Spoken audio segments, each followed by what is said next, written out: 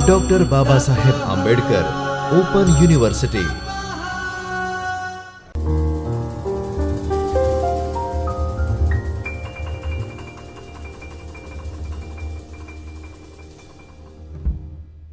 નમસ્કાર. Doctor Baba Saheb Ambedkar open યુનિવર્સિટીમાં અર્થશાસ્ત્ર વિભાગમાં આપનું સ્વાગત છે.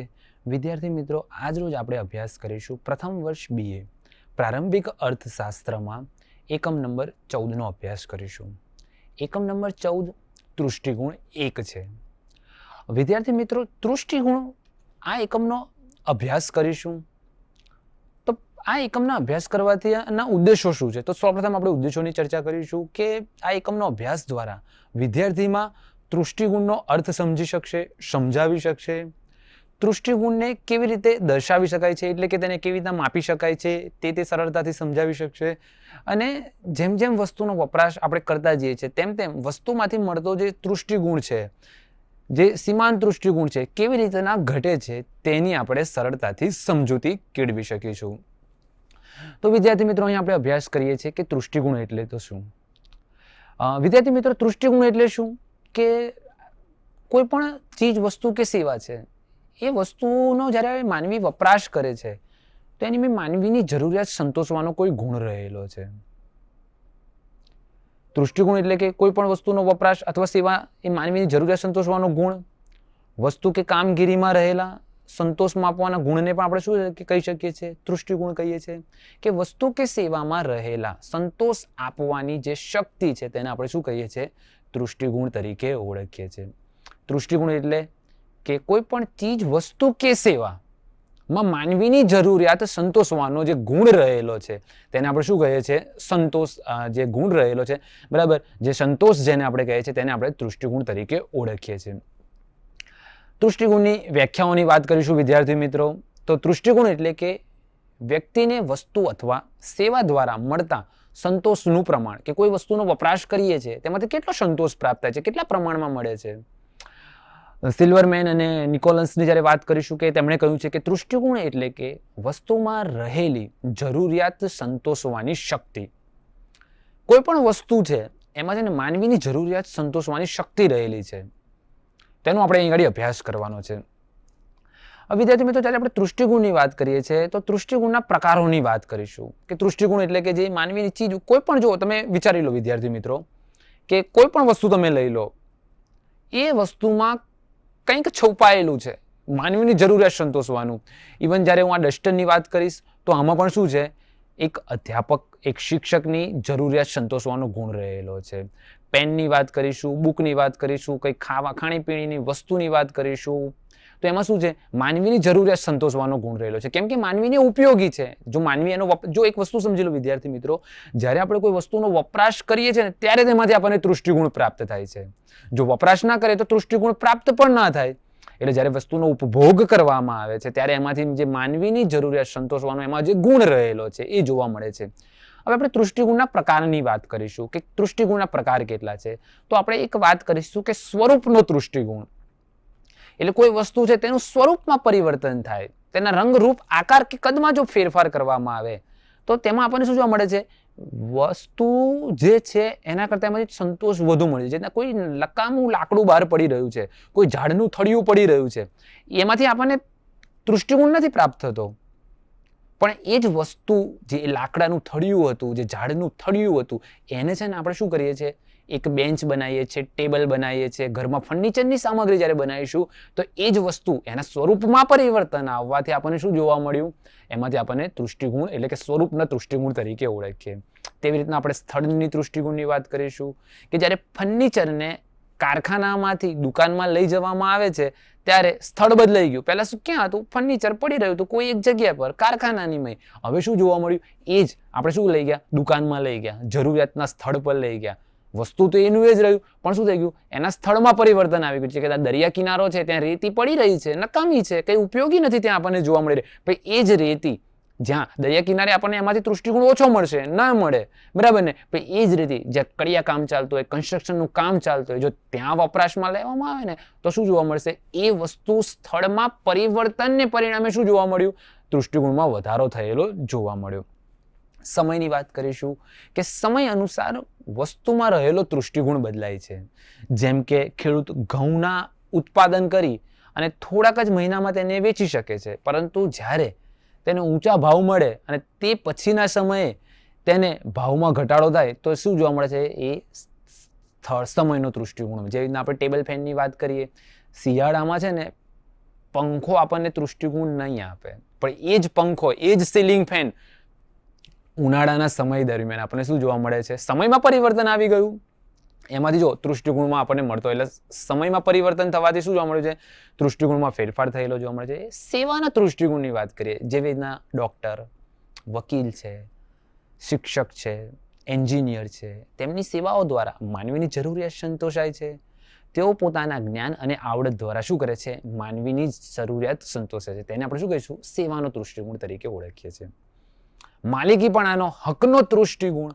માલિકીપણામાં બદલાવ થવાથી તૃષ્ટિગુણ બદલાય છે. બરાબર? એટલે દાખલા તરીકે આપણે વાત કરીએ કે ભાઈ પૈસાદાર વ્યક્તિ કરતા ગરીબ વ્યક્તિને સાયકલમાંથી વધારે તૃષ્ટિગુણ, માલિકીપણાનો તૃષ્ટિગુણ. જો વિદ્યાર્થી મિત્રો આ એક સરળતાથી સમજવું હોય ને તો તમે આજે મોટરસાયકલ એટલે કે બાઇક લઈને જઈ રહ્યા છો, તમે બાઇક ચલાવી રહ્યા છો, પણ એ બાઇક તમારી મિત્રની છે. જ્યારે તમે રસ્તામાંથી પસાર થાવ છો ત્યારે તમારી આઈ થિંક બની શકે છે તમારી ગાડી થોડી ફાસ્ટ પણ હોઈ શકે છે. તમે બમ્પ આવે તો ગાડી ધીમી પણ ના કરો, એવું પણ બની શકે છે. પણ જ્યારે પોતાની હોય તો આપણે કેટલી સાચવીને રાખીએ છીએ. કોઈ ભાડુઆત મકાનમાં રહેતો હોય, બરાબર, તો એ ઘરની એટલી સ્વચ્છતા ના રાખે, ગમે ત્યાં કાણા પાડી દેશે, ગમે ત્યાં ગંદુ પણ રાખી શકે છે. પણ એ જ ભાડવાટ, એ મકાન પોતાનું માલિકીનું જ્યારે થઈ જાય ત્યારે માલિકીપણાનો તૃષ્ટિગુણ અહીંયા આપણને જોવા મળે છે. એટલે જ્યારે વસ્તુ તો એની જ છે, જો બાઇક હતી તો પણ એની હતી, અહીં સાયકલની પણ વાત કરીએ કે ભાઈ મકાનની જે વાત કરે છે, અહીં શું છે? માલિકીના ફેરફાર થયો. પહેલા શું હતું? કોકની માલિકીનું હતું, હવે આપણાની પોતાની માલિકીનું થઈ ગયું. તો અહીં આપણને શું થયેલું જોવા મળ્યું છે કે માલિકીપણાનો તૃષ્ટિગુણ જોવા મળે છે. એક આપણે વાત કરીશું કે જ્ઞાનનો તૃષ્ટિગુણ. એટલે જ્યારે માણસ પોતાના જ્ઞાન દ્વારા વસ્તુની ઉપયોગિતામાં વધારો કરે છે, વ્યક્તિ શું કરે છે? પોતાની જ્ઞાન, એનામાં કોઈ એવી આવડત છે, તેને આપણે શું કહે છે? એને આપણે એટલે તે જ્ઞાનને આપણે શું કહીએ છીએ? બરાબર, તેને આપણે તૃષ્ટિગુણ, એટલે કે જેમ કે જાહેરાત તૈયાર કરી. સમાચાર તો આપણે બધા જાણીએ જ છે, પણ કોઈ જર્નલિઝમ કરેલો વ્યક્તિ છે, કોઈ પત્રકાર વ્યક્તિ છે, એ શું કરે છે? એની એ જ વસ્તુને સરસ મજાની જાહેરાત પેપરમાં, ન્યૂઝપેપરમાં કે ટીવીમાં આપણે જોઈએ છે, તો એ શું મળે છે? એના જ્ઞાનનો તૃષ્ટિગુણ જોવા મળે છે.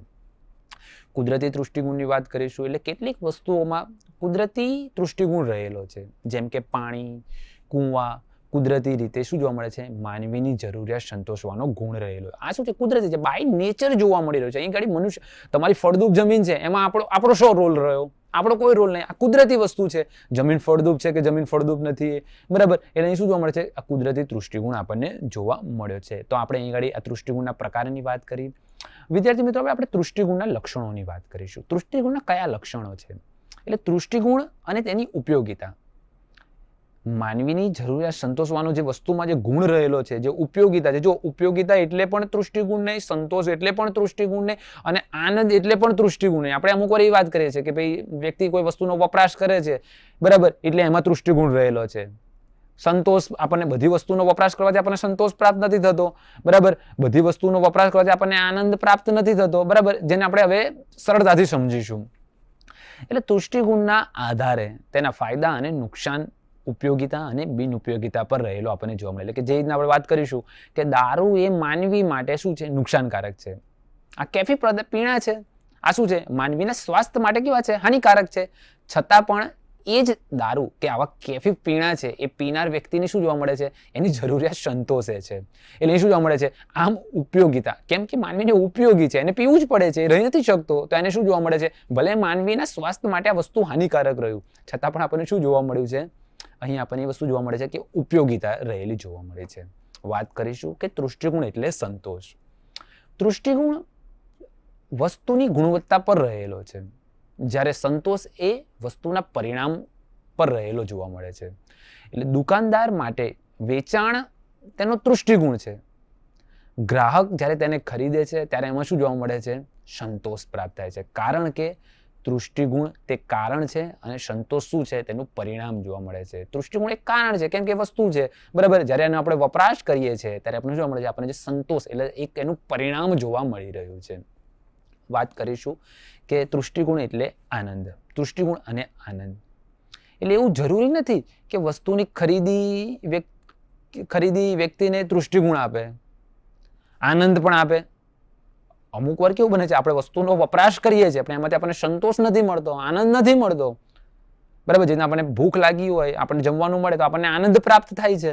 બરાબર, તેવી રીતના બધી વસ્તુનો જ્યારે આપણે વપરાશ કરીએ છીએ ને તેમ આપણને એમાંથી આનંદ નથી મળતો. જેવી રીતના કોઈ વ્યક્તિ છે, બીમાર પડ્યો છે, દવાખાનામાં દાખલ છે, બરાબર, એને ડોક્ટર દ્વારા કડવી દવા આપવામાં આવે છે, એને ઇન્જેક્શન આપવામાં આવે છે. જો અહીં ઘડી શું જોવા મળી રહ્યું છે વિદ્યાર્થી મિત્રો, માનવીની જરૂરિયાત સંતોષે. કેમ કે બીમાર વ્યક્તિ છે તેને સ્વસ્થ થવું છે, સ્વસ્થ થવાનું છે, અને સ્વસ્થ થવા માટે વ્યક્તિને શું કરવું પડે છે? કડવી દવા આપવી પડે છે, એને ઇન્જેક્શન આપવા પડે છે. એટલે શું જોવા મળે છે? વ્યક્તિ માટે એ ઉપયોગી છે પણ એમાંથી એને આનંદ નથી મળતો. બરાબર, એટલે શું છે, આ જે કડવી દવા હતી, જે ઇન્જેક્શન હતા, એ વ્યક્તિ માટે ઉપયોગી હતા.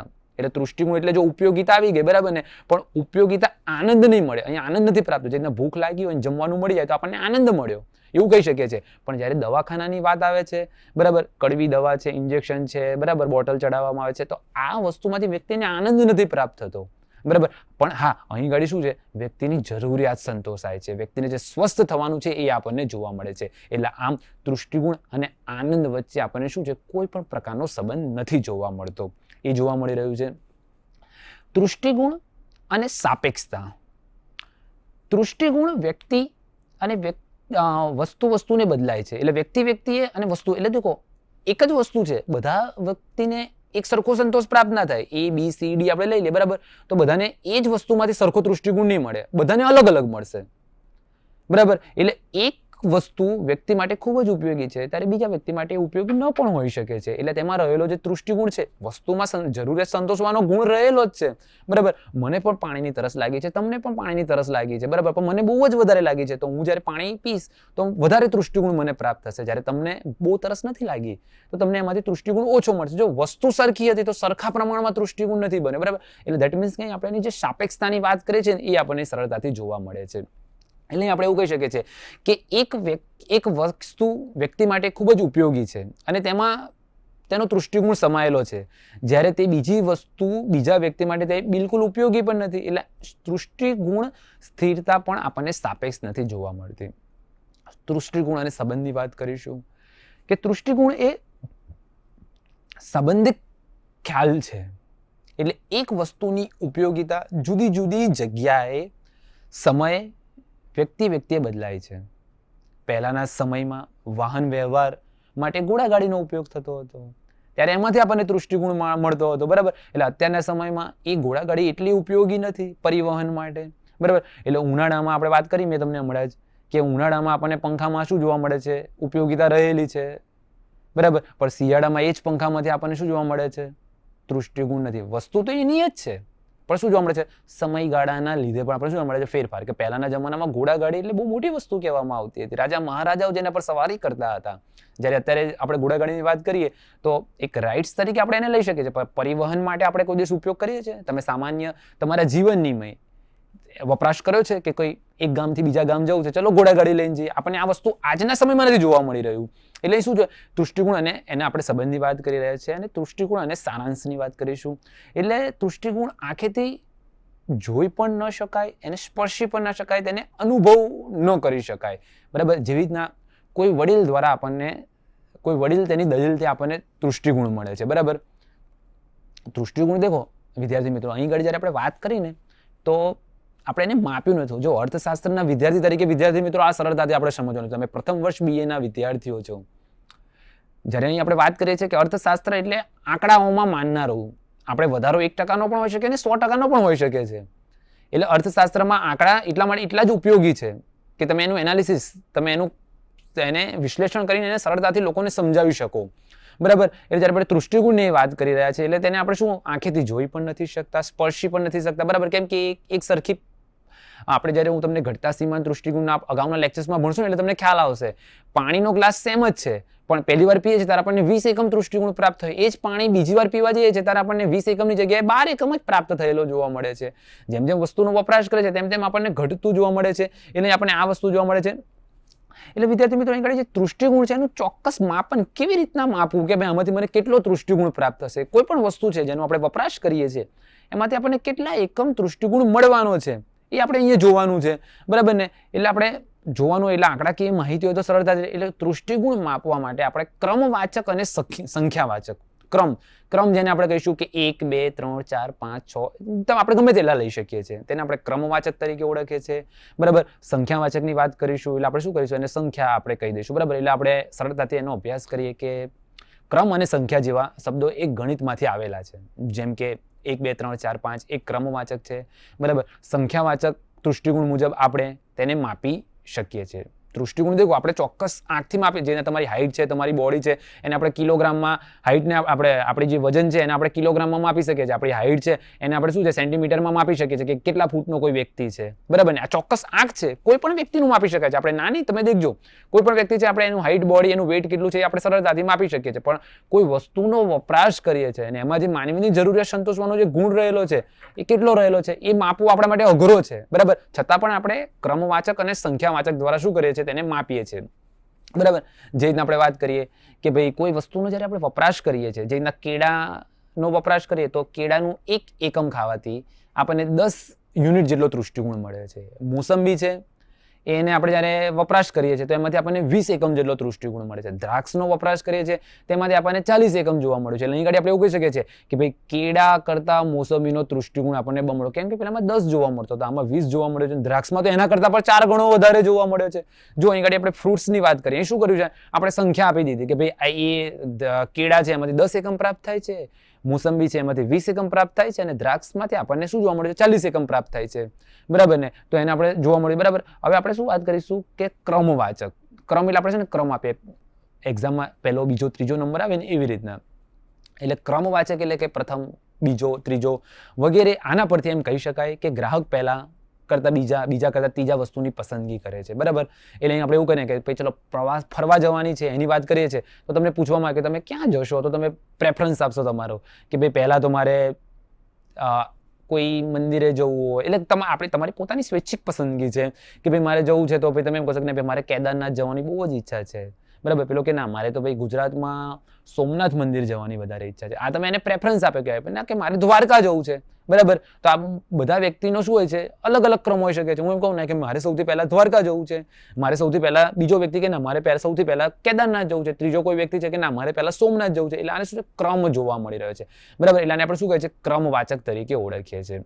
એટલે આના પરથી કહી શકાય છે કે એક કરતાં બીજી વસ્તુ, બીજી કરતાં ત્રીજી વસ્તુ. જો કદાચ મને 3 સ્થળમાં પૂછવામાં આવે કે ભાઈ તમે 3માંથી કયા સ્થળે જવાનું પસંદ પહેલા કરશો, તો હું એવું કહીશ કે ભાઈ પહેલા મને સોમનાથ મંદિર જવું છે, બીજા નંબરે મારે દ્વારકા જવાની ઈચ્છા છે, અને ત્રીજા નંબરે મારે કેદારનાથ જવું છે, બરાબર? આ શું કરી નાખ્યું, મેં ક્રમ આપી દીધેલો મને જોવા મળે છે. તો વિદ્યાર્થી મિત્રો, અહીં આપણે તૃષ્ટિગુણનો અભ્યાસ કર્યો કે તૃષ્ટિગુણ એટલે શું, માનવીની જરૂરિયાત સંતોષવાનો જે ગુણ રહેલો છે, કોઈ પણ વસ્તુ છે, બરાબર? તેમાં ગુણ આપણને શું જોવા મળે છે, તૃષ્ટિગુણ રહેલો જોવા મળે છે. તો આ એકમના અભ્યાસ બાદ જો વિદ્યાર્થી મિત્રો આપને કોઈ પણ પ્રશ્ન ઉદ્ભવી શકે તો તમે મને મેલ આઈડી દ્વારા પૂછી શકો છો. તો મળીએ આપણે હવે પછીના નેક્સ્ટ લેક્ચરમાં. નમસ્કાર. સ્વાધ્યાયઃ